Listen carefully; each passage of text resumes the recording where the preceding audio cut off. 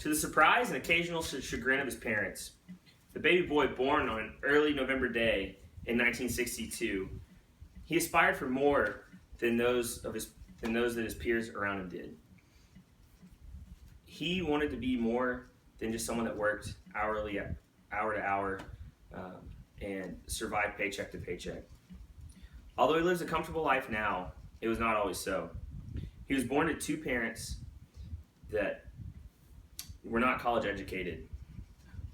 They had little money, enough to survive, but often weren't comfortable. This man was my father, and he is my academic inspiration. He learned at an early age that he had something that most people didn't, a very talented singing voice.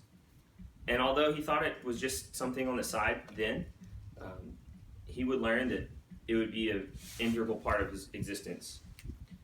As a young man, he had dreams to attend Texas A&M University and to obtain a degree that would allow him to work as a park ranger or a game warden.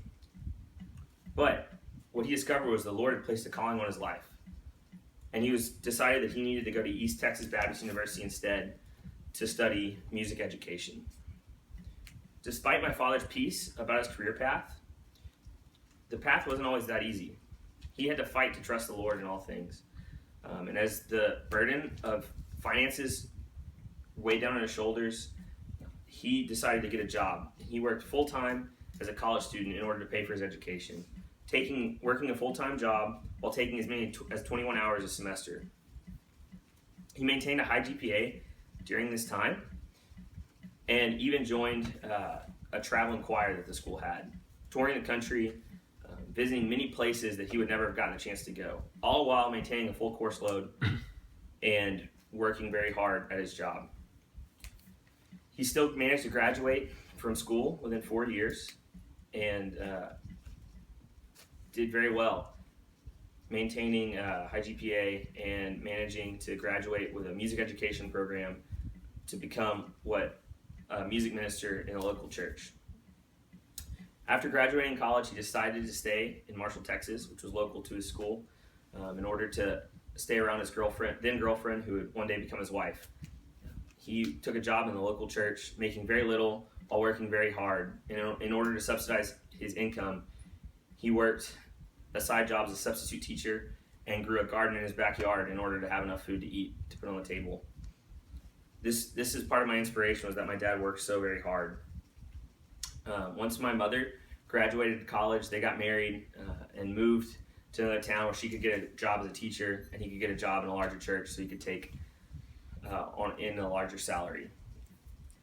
He has now been a minister for over 31 years and has held the position of youth, children's minister, and music minister at different points, working so very hard at 5 different churches and working 3 children through school.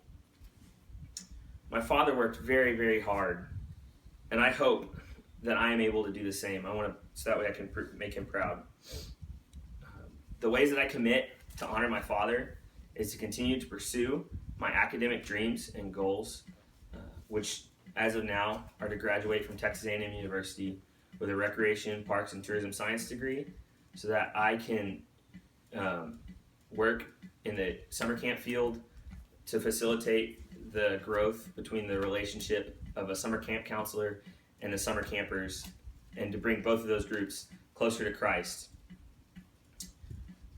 I commit to continue to work a part-time job to ease the financial burden of my school on my parents, and I commit to continue to pursue the Lord's will in my life, just as my father did before me. My father's done a lot to put me in a position to succeed academically. Now it's my job to do him proud by finishing the work. My father, he overcame a whole lot in his life, and he's utilized his skills and his talents and his desires that the Lord put in his life in order to help meet needs and to minister to the community around him for many years. My father's worked hard, and he's raised me to do the same, and I hope to make him proud.